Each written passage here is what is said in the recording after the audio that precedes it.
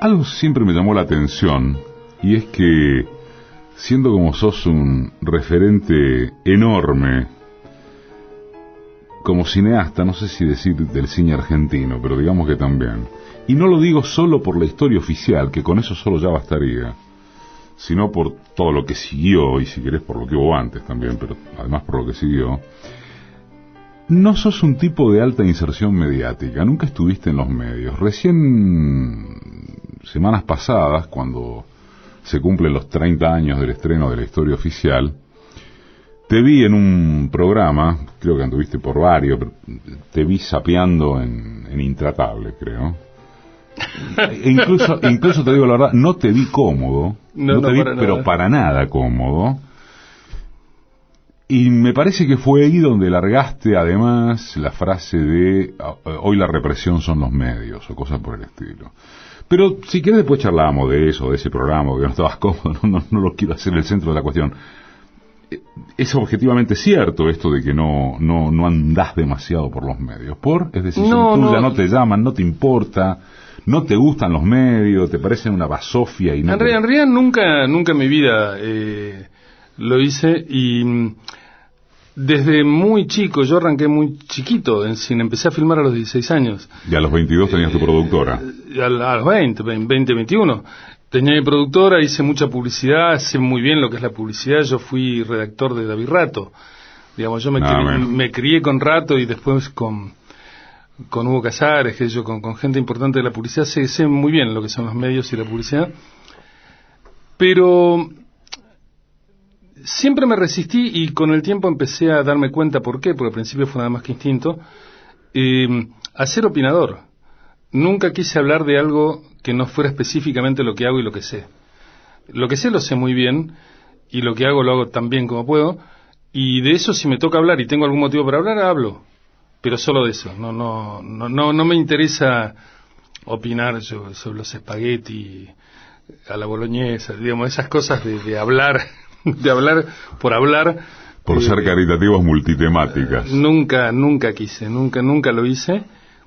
Y ahora estoy muy de acuerdo con no haberlo hecho, estoy muy de acuerdo conmigo, y en algún sentido creo que... La incidencia del saber de publicidad en el modo de hacer cine, ¿cuánta fue?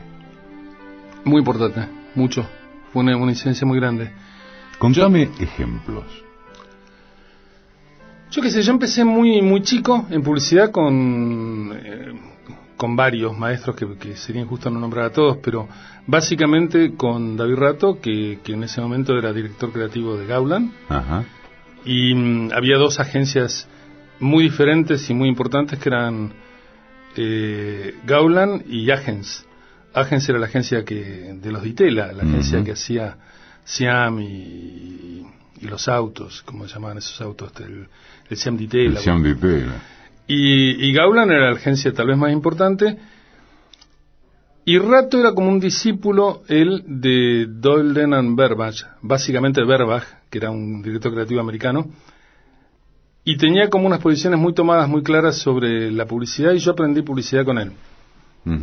Y yo escribía y dibujaba un poco, y escribía un poco, escribía desde chico, escribía cuentitos y cosas, y me fue muy fácil escribir publicidad y llegué a ser director creativo a los 17, ya no con Rato, ya después de Rato, en mi era post David. Después con David filmé comerciales. Y me sirvió mucho para comunicar, me sirvió mucho la síntesis, me sirvió mucho filmar a la manera de. De hecho, la historia oficial yo la filmé a la manera de, no era un estilo, era un estilo que inventamos, que decidimos para la película. ¿Qué es a la manera de? Y bueno, por ejemplo, cuando filmamos la historia oficial, decidimos, con el Chango Monti, con todo mi equipo con los que hacemos publicidad, que no se nos tenía que ver. Nosotros éramos publicitarios y filmábamos bien realmente a esa altura del partido, y éramos sobre todo glamorosos, filmábamos lindo, filmábamos amanerado.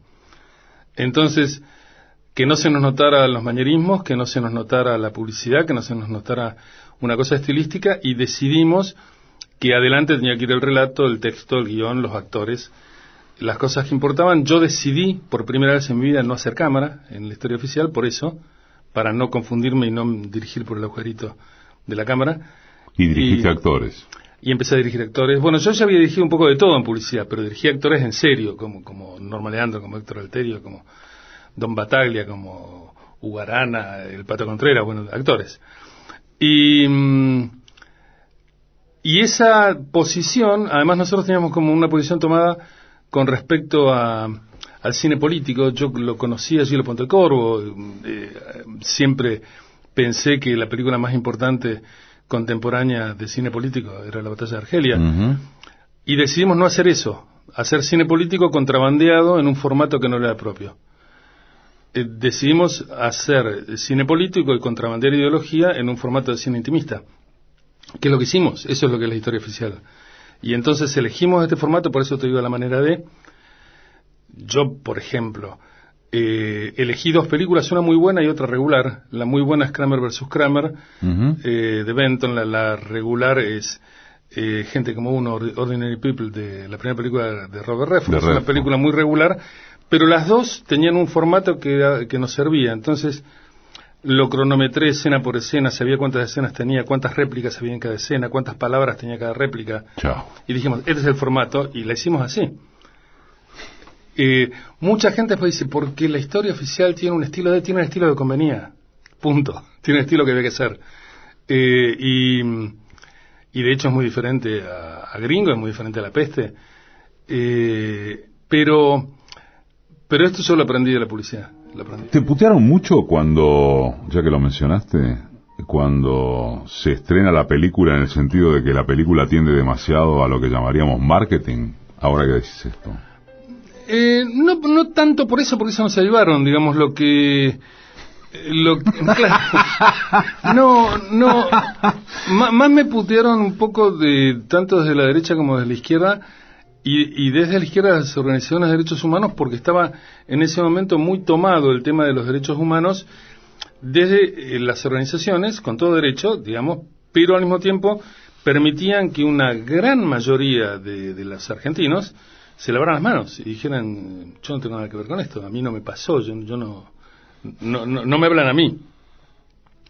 Y nosotros justamente queríamos hablarle a esos. Nosotros digo, por ejemplo con Aida, cuando escribíamos el guión, Aida Bornik, y tomamos un partido y decidimos dejar en el fuera de cuadro la parrilla, la tortura, la sangre, los tiros y los desaparecidos. Lo explícito. Claro, y contar desde esa especie de elegancia que siempre tuvo la sociedad argentina, ¿no? Donde toda la basura va abajo de la alfombra. Y decidimos contarlo así, es una decisión, fue un partido que no pretendió decir así hay que hacer películas políticas. Dijimos, esta es la película que queremos hacer nosotros.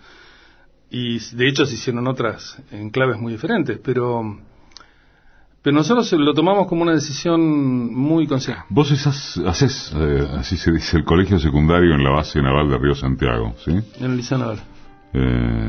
No fuiste por voluntad propia, no, ni ahí, me imagino. Más o menos, yo entré menor a los 12, entré a los 11, sí, por cómo me venía mi cumpleaños y por cómo yo venía desde la primaria, sí, que estaba con un año de adelanto, y entré a los 11 años de pantalones cortos.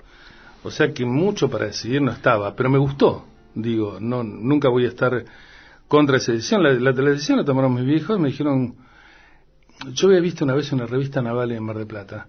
Ajá. Y me dijeron, ¿querés entrar al Liceo Naval? Y yo dije, maravilloso, digamos, si es esto, digamos, pero si es la revista, si es los barcos, digamos, y bueno, y el liceo quedaba en la base, ya no existe ni el liceo ni la base, pero quedaba en la base naval de Río Santiago, en una punta de la isla quedaba el liceo, y enfrente, en otra isla, la escuela naval, que es donde se forman se formaban, no tengo idea ahora, los oficiales. Y me crié ahí de los 11 a los 16, pupilo en el liceo, y tengo grandes recuerdos del liceo. Digo, yo en el liceo me terminaron echando en quinto año por mala conducta, ¿no? Mala conducta, falta de aptitud militar, cosa que absolutamente cierto. Cuando mi viejo, que era un dentista de barrio, del barrio de Floresta, me vino a buscar porque me habían echado, me vino a buscar Río Santiago. Él tuvo una reunión a solas con oficiales y bueno, después nos fuimos, tomamos el ferry, el tren a La Plata y después el tren de La Plata a Buenos Aires, y mi viejo venía callado y yo también, yo musarelo. Sí. Y en un momento mi viejo, que después me dio que casi no podía contener la risa, mi viejo me dijo, así que sos comunista. Y yo me quedé mirando y dije, ¿qué?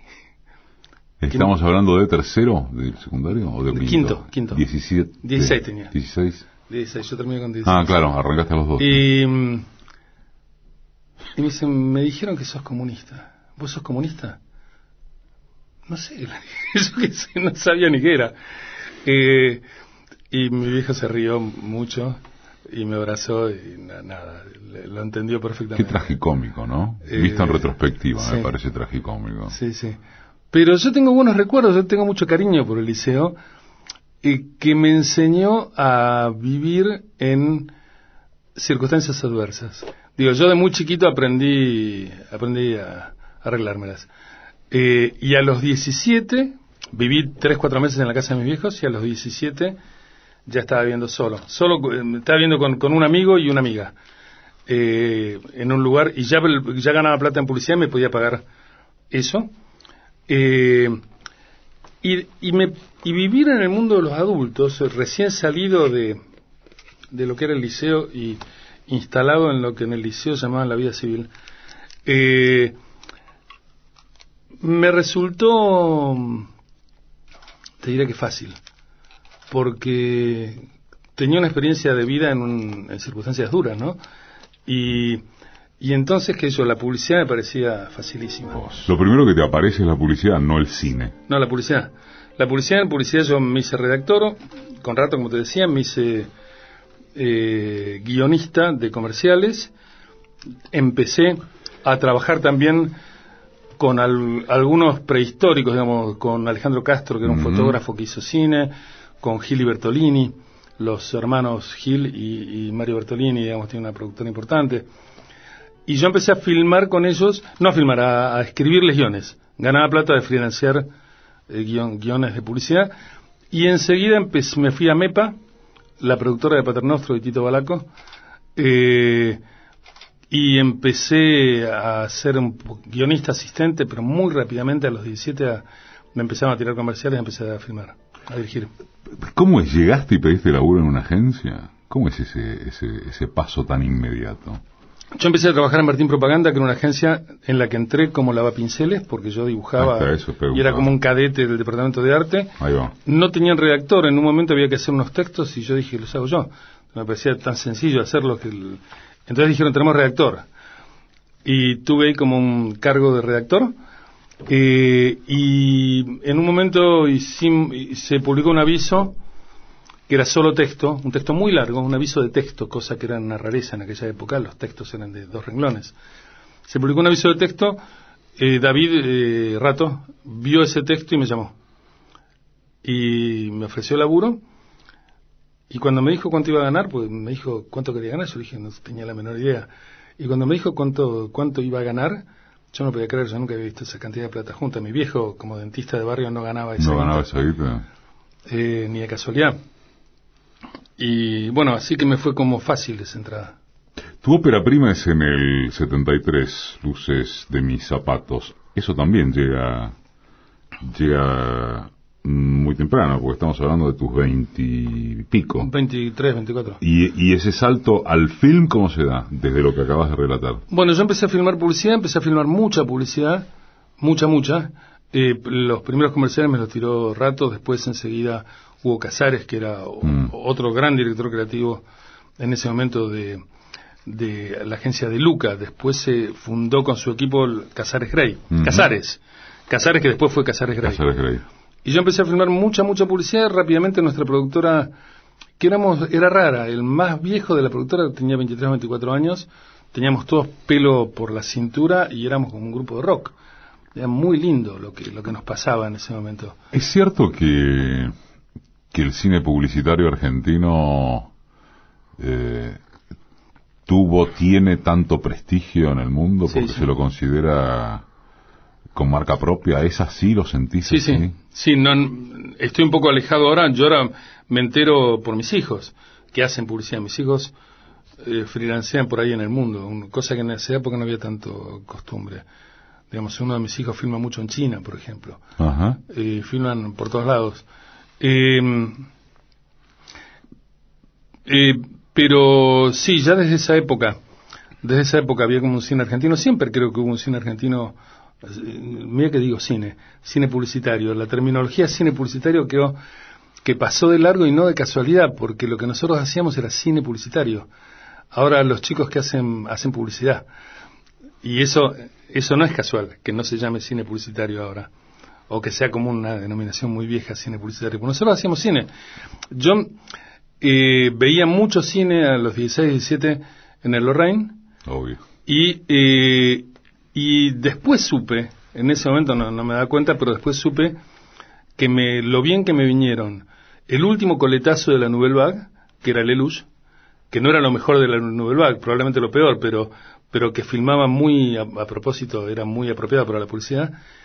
Y lo mismo pasó con el cine inglés, que era un cine extraordinario, mejor que el de la Nouvelle Vague para mi gusto, y que el último coletazo fue Richard Lester, digamos, con las películas de los Beatles, con The Knack, que también era como lo más copiable para la publicidad. Entonces, copiando a Lester y a Lelouch, yo aprendí a filmar. Y a la salida de Lorraine, Pipo, La Martona, claro, Los Inmortales... Claro, pero era Lorraine, como era para andar pensando. 2 o 3 películas Sí. por tarde. Y copiando y mirando y teniendo la oportunidad de filmar varios días por semana, con gente que pagaba para que yo hiciera eso, que yo sentí que me pagaban en la escuela, yo veía, qué sé yo, cómo usaba los teles Lelouch, y las siguientes 3, 4 semanas filmaba solo con teles, hasta entender cómo funciona un tele. Quiero decir, y después... ¿Cómo es? Contalo. No, bueno, el tele trabaja la imagen de una manera... los lentes esculpen las imágenes, y la manera de esculpir imágenes cambia si vos trabajás con un normal, un angular, un tele, para decirlo básicamente. El tele iguala mucho el tamaño de la figura del frente a la del fondo, por lo tanto aplasta. Digamos, esta es la imagen que la gente tiene del tele sin saber bien cómo opera, pero yo desarmaba los lentes, yo entendía cómo operaban. O por ejemplo, qué sé yo, veía cómo manejaba Lester los carritos de traveling, y entonces no bajaba la cámara de un carrito, movía la cámara hasta entender el movimiento. Y así aprendí, filmé mucho, y en un momento yo también me había casado muy joven, me casé a los 20, 21, y tuve un hijo enseguida, Sebastián, mi hijo mayor, y me separé. Y entonces andaba con un papá joven separado. Sebastián dormía en los canastos de donde la trimbinera se llamaba, donde los trimbines eran las tiras de película de descarte, y en el fondo se acomodaba película, y eso era una cunita ideal para un chico de 1 año. Sebastián se crió durmiendo en los canastos de descarte. Y por supuesto lo llevaba mucho a cosas que uno lleva a los chicos, sobre todo si está separado. Uno era Pipo Pescador. Y entonces, en honor de Sebi, hice la película Pipo Pescador, digamos, hice Luces de mis zapatos. Que era una película para chicos que los chicos no entendían, que les gustaba a los padres. Pero los chicos de esa edad les costaba una película medio como para padres, más que para chicos. Es en 1973 cuando Puenzo estrena su ópera prima, Luces de mis zapatos, y 2 años más tarde, 5 años de vida, uno de los episodios del film Las Sorpresas. ¿Es cierto que la historia oficial se te ocurre porque te jodió mucho Malvinas?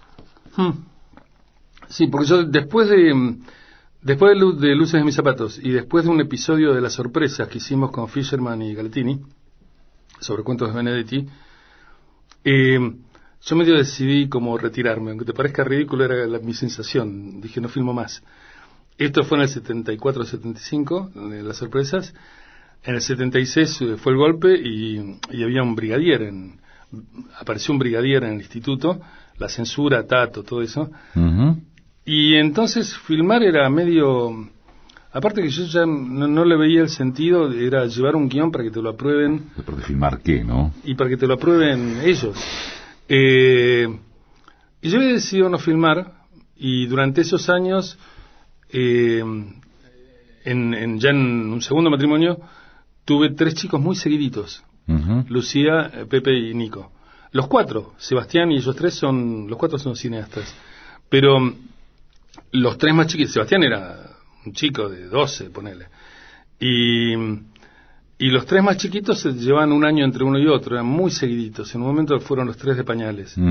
Y eso me llevó mi vida muy para adentro. Éramos, mi mujer y yo, una pareja que criaba chicos, digamos. Y yo laburaba, ella estudiaba psicología y teníamos bebés. Y entonces el cine se había ido. Y cuando fue Malvinas, y sobre todo cuando fue el final de Malvinas, cuando volvieron los chicos de la guerra, que película filmó Bebe Camín contemporáneamente a la historia oficial, cuando volvieron los chicos de la guerra y cuando no volvieron otros chicos, yo creo para muchos, no creo haber sido una rareza, creo para muchísimos fue como la gota que derramó el vaso, ¿no? Como ya era como escandaloso lo que habían hecho los milicos, que además no lo ignoraba, digamos, era público y notorio lo que los milicos habían hecho en todos esos años. Y tuve ganas de filmar una película desde mi punto de vista, sobre lo que nos había pasado en Argentina y sobre todo lo que nos había pasado a todos. No particularmente a aquel que tenía un hijo desaparecido, un hermano desaparecido, sino sobre lo que nos había pasado a todos, a los que pasábamos. Yo, por ejemplo, que vivía en Acasuso, frente a la comisaría de Martínez, y sabíamos que ahí había un centro de detención. Porque todo el mundo sabía, todos sabíamos, más allá de lo que se pueda decir. Pero vivíamos como en un país ocupado, como se vive en los países ocupados. Vivíamos en esas circunstancias y yo ahí tuve ganas de filmar. Y ahí arranqué con el primer cuento de lo que después fue la historia. ¿Por qué se te ocurre llamarla a Aida Bodronic como guionista? Con Aida éramos amigos de muchos años antes. Cuando yo escribía a los 14, 15, 16 años, en los meses en los que cuando me rajaron del liceo hice un trimestre, el último trimestre de quinto año, en un colegio nacional. Y en ese el colegio nacional, que queda en la calle Ecuador, me hice amigo de un pibe que escribía, igual que yo, que el único contacto que tuve con los pibes civiles, digamos, fue a través de la escritura con otro chico, y nos empezamos a juntar en la casa de él con 3 o 4 pibes que escribíamos, todos, que lo que nos juntaba era escribir. Y en esa casa estaba Aida. Aida era amiga de la mamá de este chico, Julio Aquino es el nombre de este chico.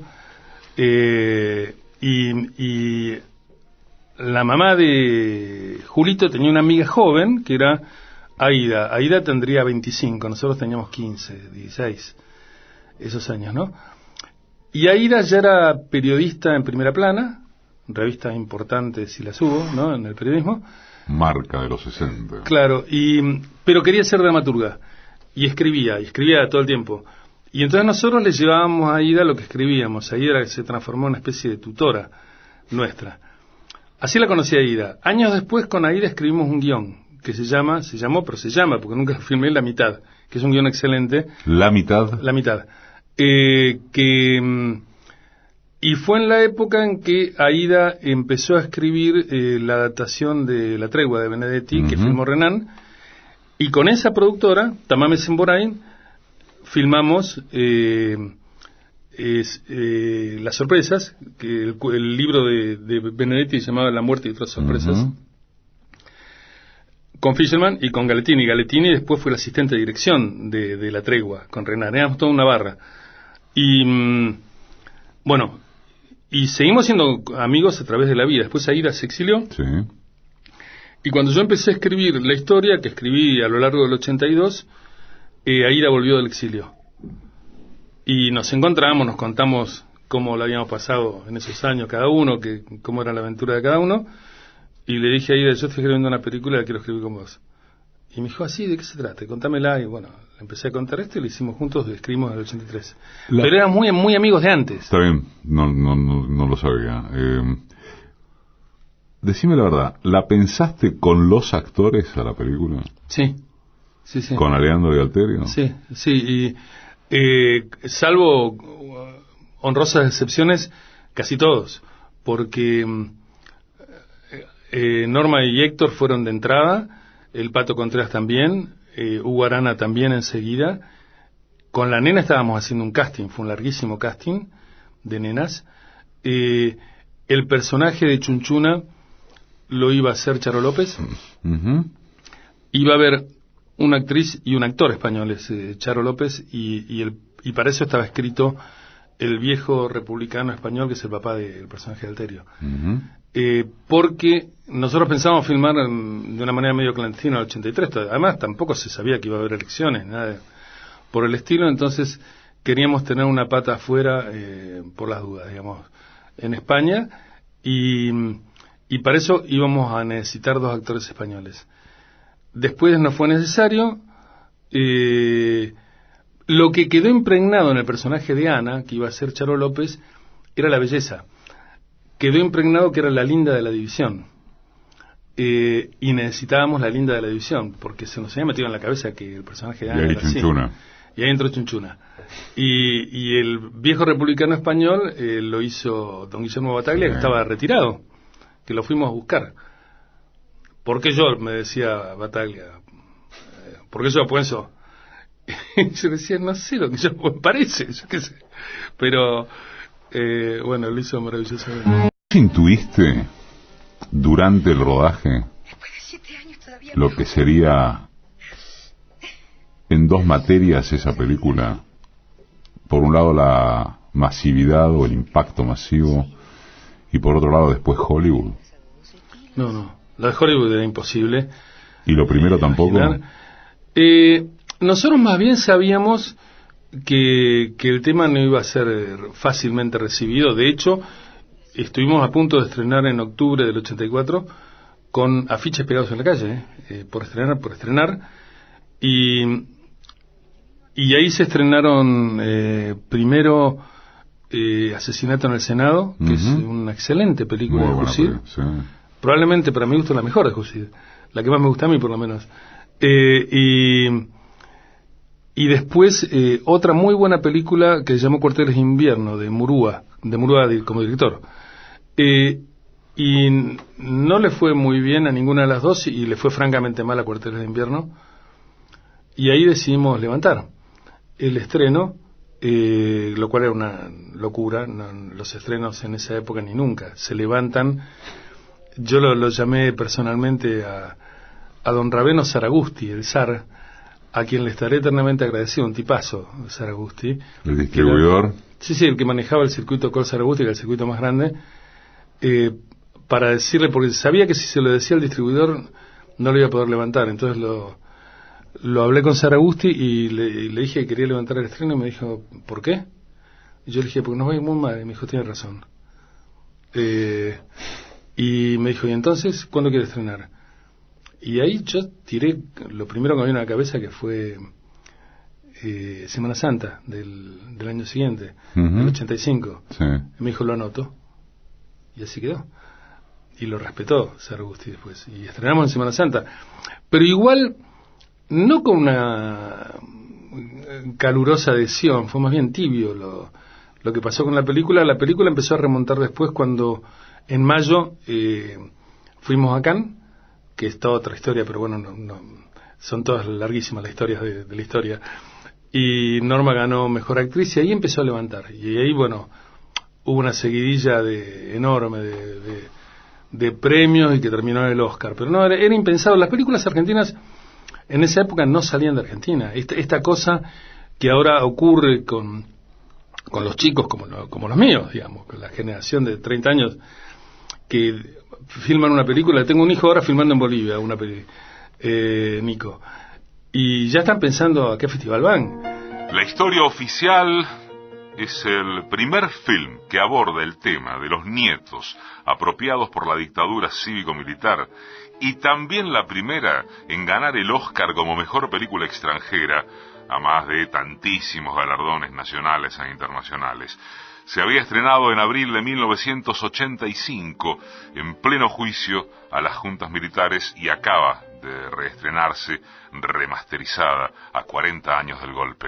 ¿Por qué suponés que tarda en repercutir? Porque vos fíjate, en octubre del 84, que es cuando me decís que habían resuelto levantar, fue el mes de la entrega del informe de la CONADEP, con una de las manifestaciones populares en Plaza de Mayo, mientras Sábato le entregaba el material a Alfonsín, impresionante.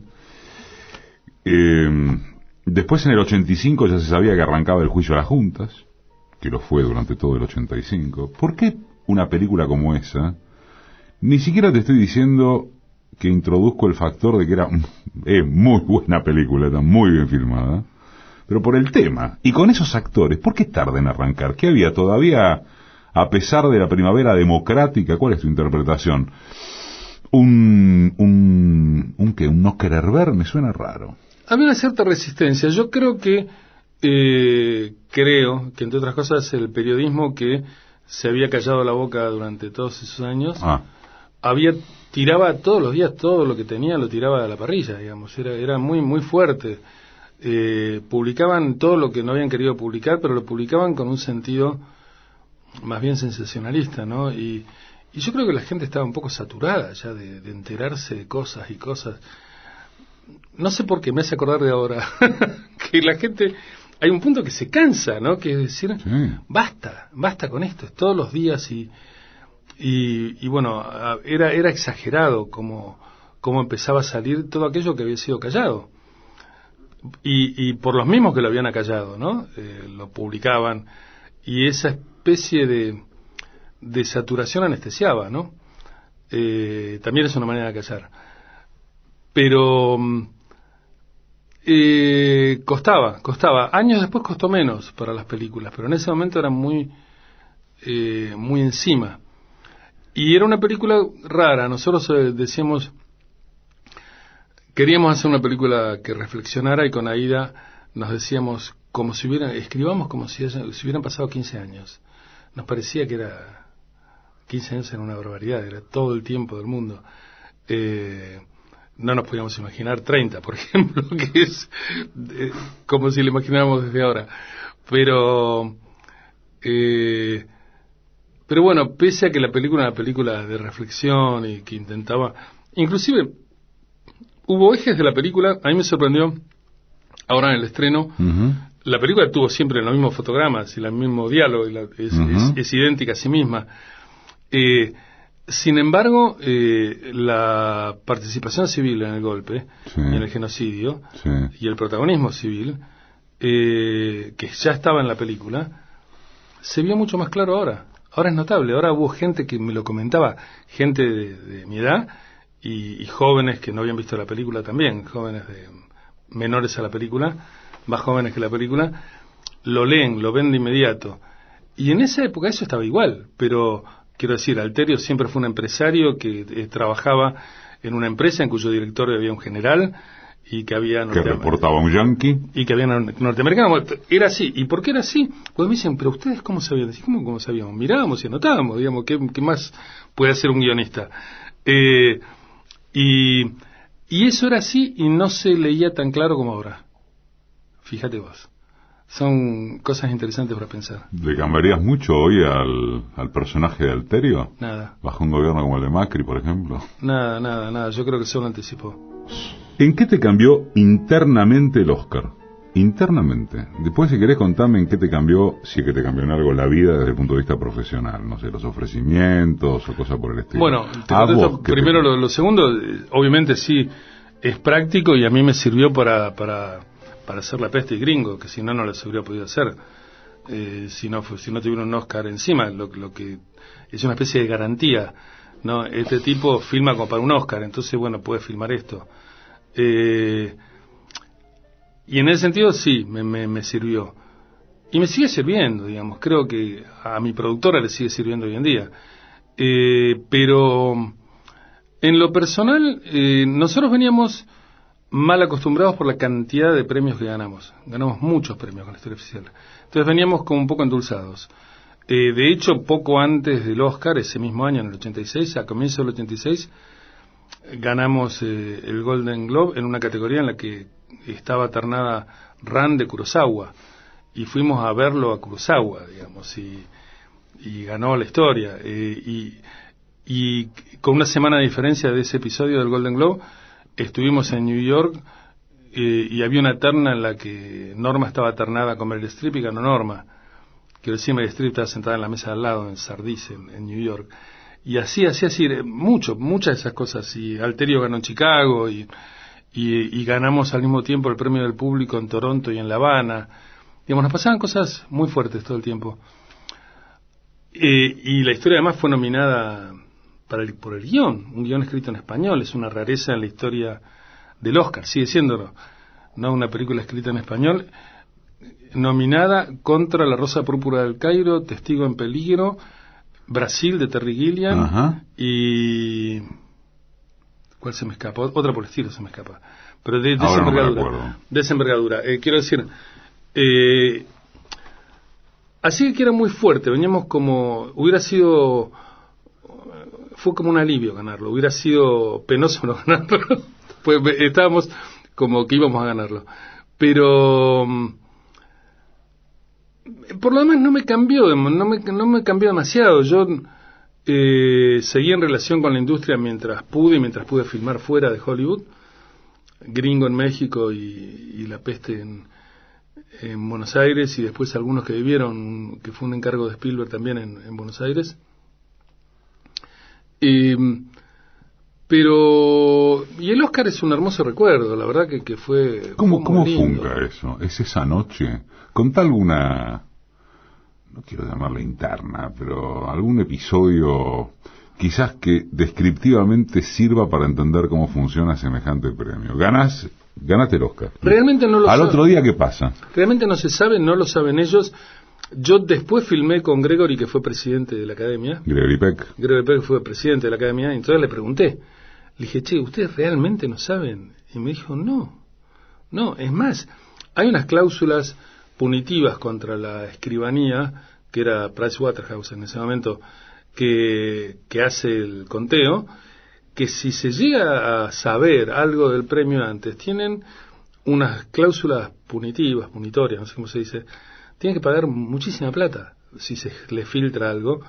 Está todo armado para que no se sepa. Y me dijo, realmente no se sabe. Me dijo, yo cuando era presidente de la Academia nunca supe nada. Uno puede intuir qué película viene mejor posicionada, yo qué sé, pero por la prensa, por lo que se dice, por el público, pero realmente no se sabe. Y después que ganás, ¿qué pasa? Pues yo te decía, está bien, ganaste. ¿Al otro día pasa algo? Sí. ¿Te llaman? ¿Cómo es la historia? Pasa de todo, te llaman de muchísimos lugares.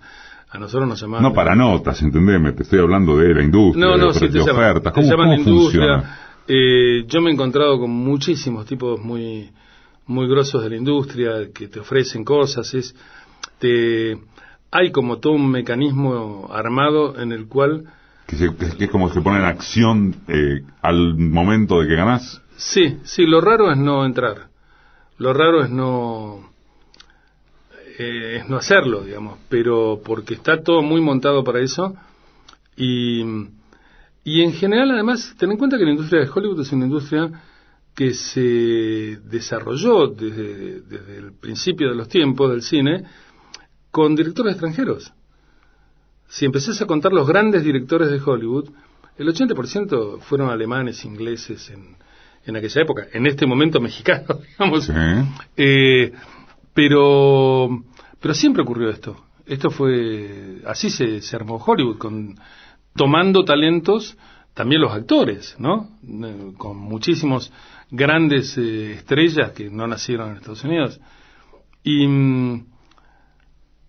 Y bueno, o sea que la industria lo tiene completamente asimilado. Puenzo en 1989 rueda Gringo Viejo, que está basada en la novela de Carlos Fuentes, con Jane Fonda y Gregory Peck.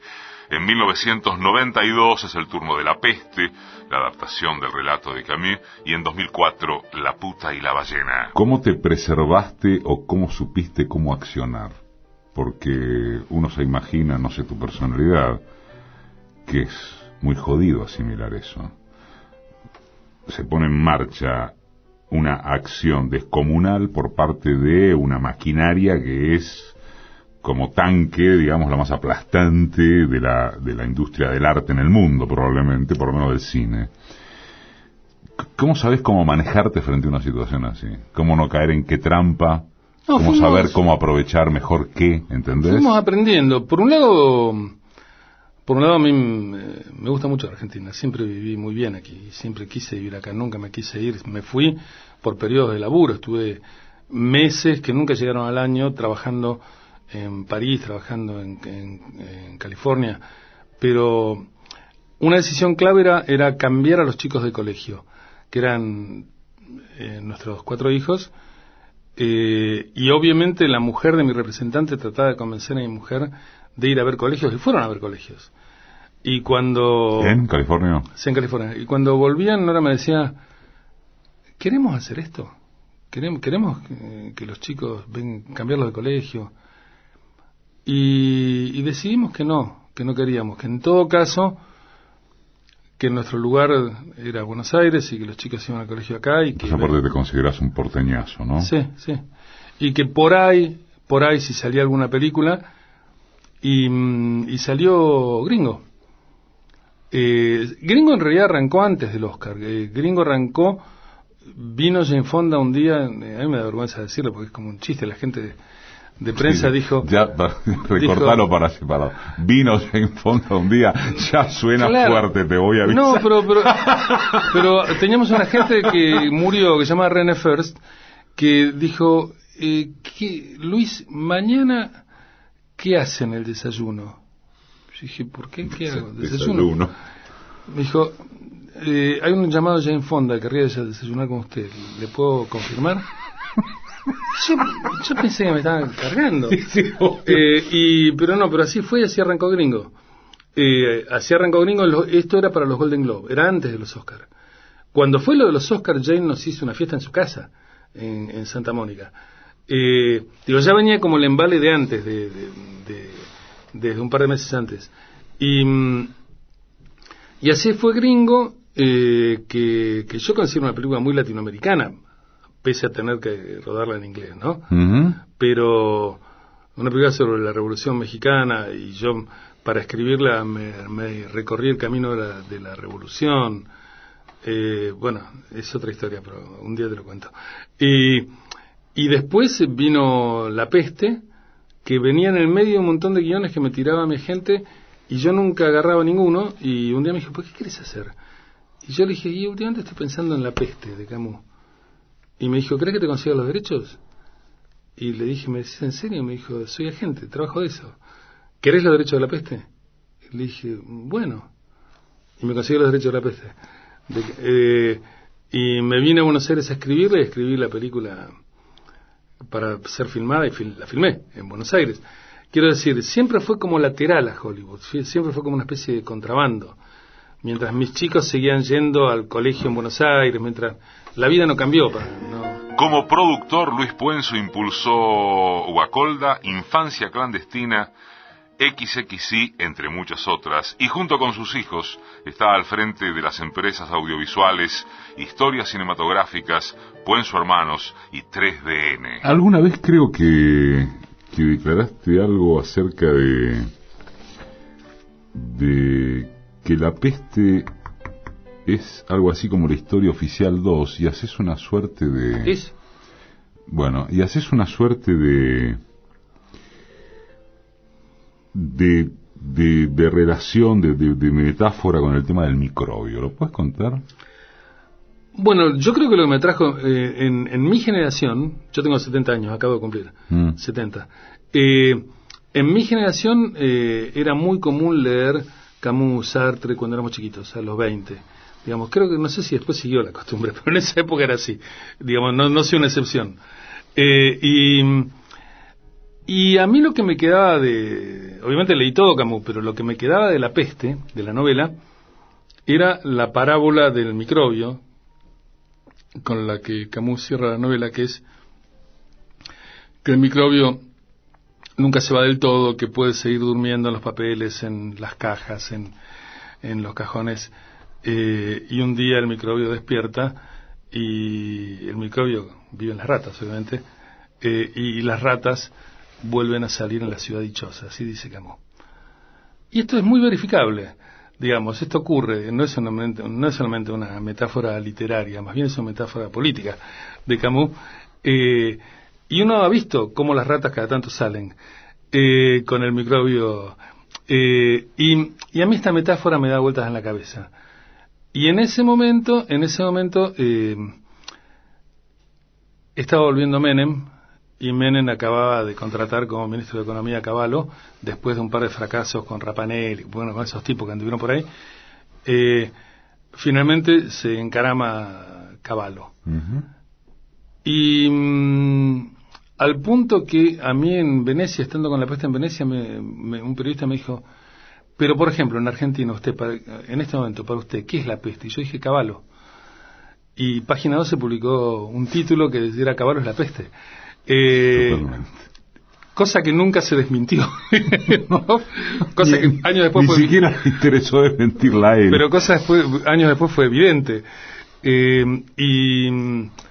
Y esta cosa del vacilo, bueno, el vacilo era la política económica de Martínez de Oz, uh-huh. Bueno, todo lo que nos habíamos sufrido con el proceso, que las ratas volvían a salir en la ciudad dichosa.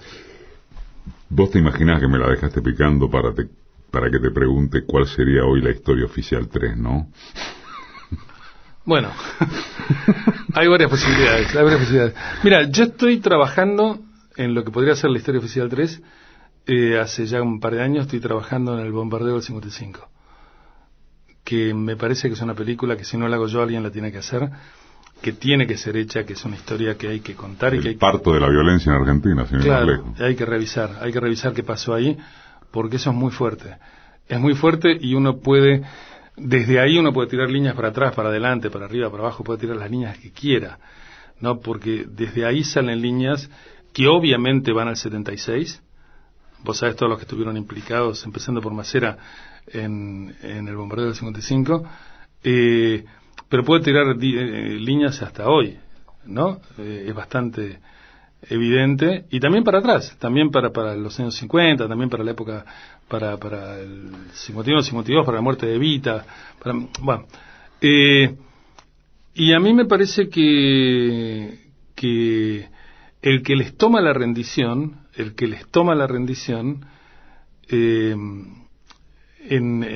a los oficiales que en ese momento se rebelan contra Perón, uh-huh. Es asesinado un año después en José León Suárez, ¿no? Uh-huh. Digamos, en los basurales de José León Suárez. En los basurales, digamos, lo que pasó en esos años ahí es tremendo. Lo que pasó con la iglesia es tremendo. No sé si te acordás que Perón después no prosperó, pero Perón fue excomulgado. Uh-huh. En ese momento, en el 55. Esa semana, ¿no? Entre Corpus Christi y el 16 de junio del 55. Bueno, podría ser, pero me parece que